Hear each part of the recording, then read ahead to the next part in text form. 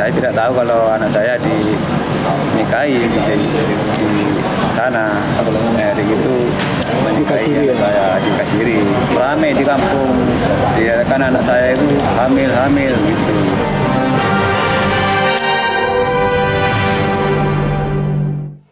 Pemirsa, Pondok Pesantren Hubhun Nabi Muhammad SAW atau yang lebih dikenal dengan Ponpes HBM ternyata tidak terdaftar di kantor Kementerian Agama Lumajang, Jawa Timur. Ya, sementara itu, oknum pengasuh Ponpes yang telah ditetapkan sebagai tersangka pernikahan anak tanpa seizin wali mangkir dari panggilan polisi.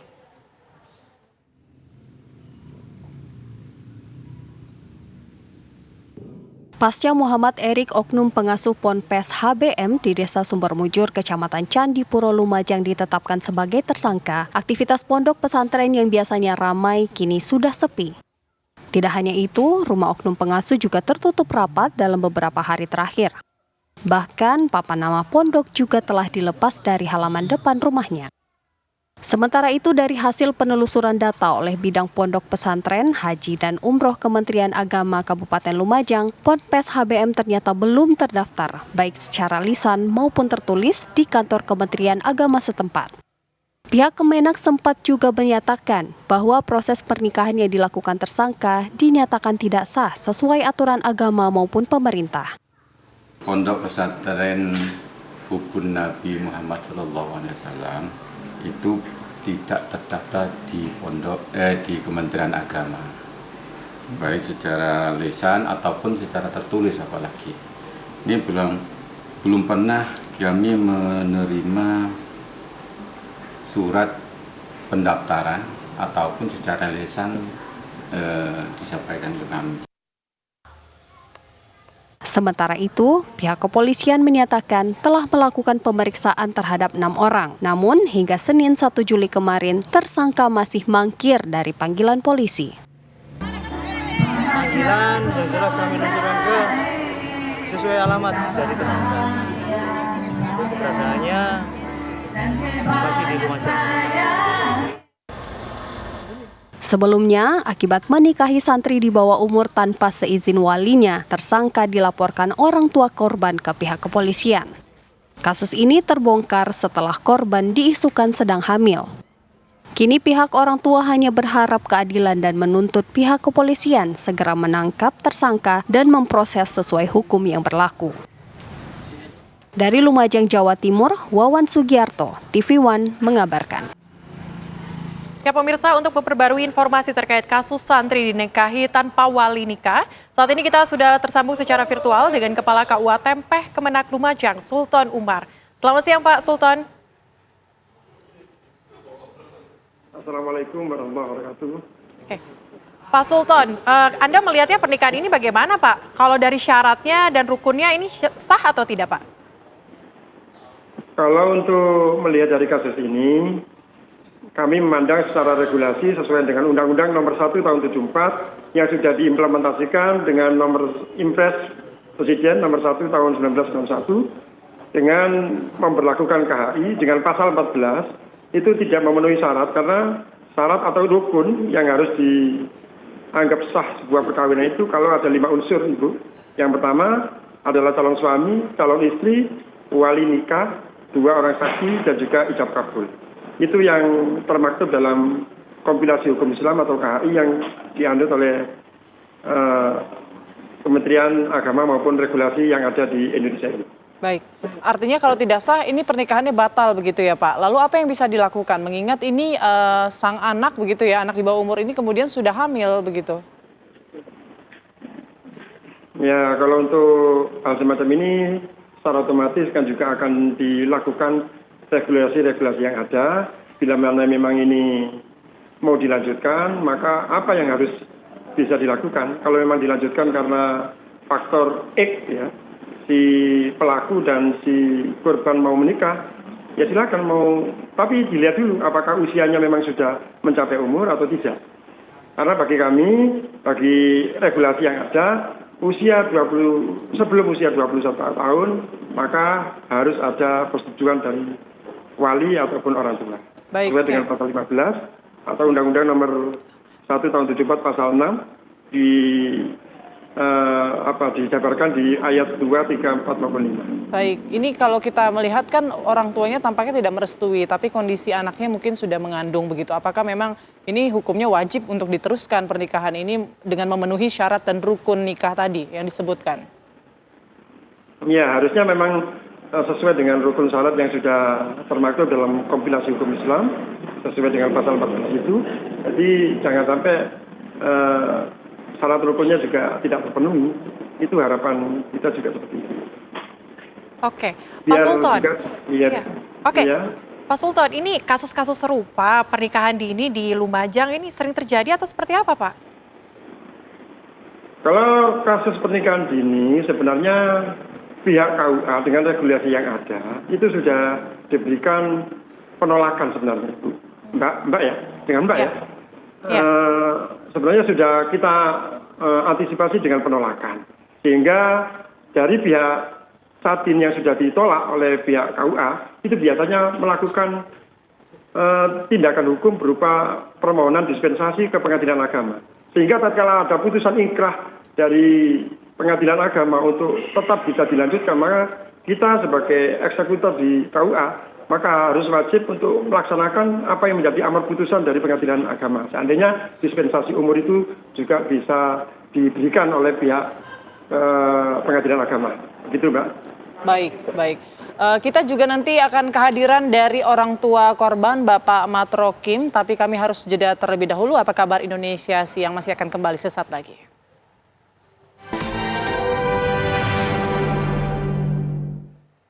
Ya pemirsa, saat ini sudah bergabung bersama kita orang tua korban Bapak Matrokim. Selamat siang Pak Matrokim, boleh diceritakan Pak Matrokim awal mulanya kemudian mengetahui bahwa putri Bapak kemudian dinikahi oleh oknum pengasuh pondok pesantren tersebut. Seperti apa ceritanya Pak?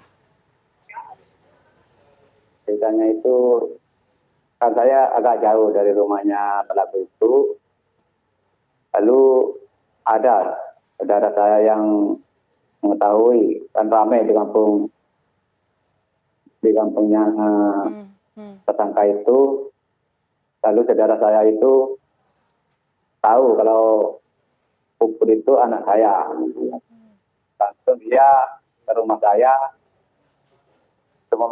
untuk disuruh ke rumahnya, menanyakan Puput itu hamil atau tidak. Setelah itu saya kan Puput tidak ada di rumah waktu itu, ada di Kerasan. Dia lagi bekerja. Setelah itu saya menyuruh saudara saya itu untuk menjemput anak saya. Lalu ditanya, katanya ya benar kalau dia sudah dinikahi sama pelaku. Oke, Pak, Bapak mengetahui kondisi tersebut, kejadian tersebut itu setelah berapa bulan Pak pernikahannya? Atau setelah berapa lama Pak? Ya, kira-kira kami baru ya bulan ini tahunnya saya. Baik. Saudara Mei itu. Baik. Lalu pada saat menemui anak Bapak, benarkah kemudian seperti yang disampaikan oleh warga-warga di sekitar sana bahwa memang anak Bapak hamil atau tidak saat itu? Tidak, alhamdulillah tidak. Saya tidak hamil. Oke, baik. Tapi apakah mungkin ada cerita Pak dari anak Bapak kemudian dia mungkin ada pemaksaan atau seperti apa ceritanya setelah Bapak bertemu dengan putri Bapak? Kalau saya tanyakan pada anak saya, ternyata dia tidak mau. Pertama, awalnya dia tidak mau, ditelepon, dia di WA, dia tidak mau. Terus-terusan begitu sampai anak saya itu mau. Oke. Dinikahi sama Eri itu. Oke, Pak, tapi sempat tanya nggak sih Pak ke anak Bapak? Mungkin anak Bapak sempat ingin izin terlebih dahulu ke Bapak sebelum menikah, seperti itu Pak? Atau gimana Pak? Tidak pernah. Oke. Alasannya? Takut Dia takut atau apa Pak alasannya? takut dimarahi sama saya, sama ibunya. Tidak berani cerita dia. Tidak berani atau mungkin takut karena ada pemaksaan mungkin dari pengasuh pesantren? Mungkin begitu. Apa mungkin yang menjadi ketakutan putri Bapak saat itu Pak? Mungkin boleh diceritakan saat ini. Kan kalau hubungan gitu masih dia ngomong jangan bilang siapa-siapa, jangan bilang siapa-siapa, gitu. Dia merasa tertekan anak saya gitu. Oke. Pak, kami ingin mengetahui Ya. Pak, mungkin anak Bapak pernah bercerita sebelum menikah ini apakah ada tindakan asusila atau sebagainya yang dilakukan Pak? Atau seperti apa? Tidak, dia ya di rumah hanya diam gitu aja. Ya. Baik. Oke. Cuma dia jarang makan gitu, ada di kamar terus gitu. Baik. Setelah kejadian itu. Setelah kejadian itu anak Bapak lebih sedih begitu ya Pak? Iya, Mengurung diri iya ya? sebelum ramai. Sebelum akhirnya Iya, ramai. menyendiri. Baik. Ya, Mungkin saat ini juga pihak keluarga sudah melaporkan ya Pak kasus ini ke pihak sudah, kepolisian. sudah. Kemudian Sudah. juga anak Bapak, ya kita alhamdulillahnya kemudian sudah Ya. kembali ke pihak keluarga begitu ya. Apa kemudian Pak Ya, harapan ya. dari Bapak terhadap kasus ini dan juga mungkin putri Bapak yang saat ini masih sedih kalau kita bisa bilang. Ya. Ya, harapan saya segera kasus ini terungkap dengan sebaik-baiknya gitu. Dan pelaku harus mendapat timpal dengan sakitnya hati saya. Reaksi Bapak waktu saat itu mengetahui ternyata pengasuhnya sendiri, pengasuh pondok pesantren itu sendiri yang kemudian memaksa anak Bapak menikah, saat itu reaksi Bapak seperti apa? Ya, saya marah, kecewa. Nah, saya waktu itu kan, ya itu juga majelis itu. Kalau ada acara salawatan, ya ibunya saya, ya anak saya itu ya juga ikut di sana. Oke, tapi apakah pengasuh pondok pesantren ini pernah mendatangi Bapak selaku orang tua dari istrinya ya waktu itu ya? Apakah pernah meminta restu, meminta izin mungkin, atau meminta maaf saat ini? Tidak pernah. Tidak pernah sama sekali. Oke. Pak, ini saat ini sudah sejauh mana Pak proses hukumnya Pak? Kalau proses hukumnya sekarang ini saya belum tahu karena saya tidak pernah dikabari lah ya. Oke. Baik, saat ini Putri ada di rumah Pak? Ya, ada di rumah sekarang. Rumah. Apa mungkin harapan atau pesan-pesan yang mau Bapak sampaikan atau ke depan doanya untuk anak Bapak ini? Saya untuk anak saya, semoga ini yang terakhir kalinya anak saya dan diingat itu. Semoga kedepannya lebih baik, jangan sampai terjerumus lagi seperti harapan saya. Semoga dia menjadi anak yang lebih baik. Oke, kita akan coba bergeser ke Pak Sultan. Pak Sultan, kami ingin tahu Pak, kalau dari yang Anda lihat saat ini berarti artinya pernikahan ini dibatalkan ya Pak ya? Kalau memang tidak memenuhi unsur sesuai KHI, kompilasi hukum Islam, maka ini dianggap tidak sah secara regulasi hukum negara kita, hukum positif kita. Ya. Jadi kalau memang mau sesuai dengan regulasi, maka apa yang sudah terregulasikan di KHI, yang sudah termaktub di pasal 14, maka di situ maka semua unsur-unsur harus ada. Dari 5 unsur yang sudah ditanamkan di pasal 14, dan juga bahkan di situ kalau di bawah umur, di pasal 19 malah dijelaskan di situ, atau bahkan di Undang-Undang Nomor 1 Tahun 74 di pasal 6 ayat 2, 3, 4, 5, 6, bahkan di situ harus ada persetujuan dari orang tua malah yang umur yang belum dari 21 tahun. Baik.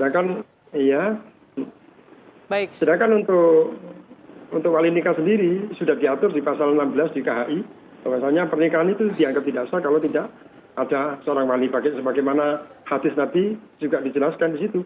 Setelah nikah ila biwaliyin. Baik Pak Sultan, tadi juga sudah dikonfirmasi kembali oleh Pak Matrokim bahwasanya anaknya juga tidak hamil, otomatis hukum pernikahan ini tidak sah dan bisa dibatalkan. Terima kasih banyak Pak Sultan, Pak Matrokim telah bergabung bersama kami di Apa Kabar Indonesia Siang. Selamat siang, Assalamualaikum.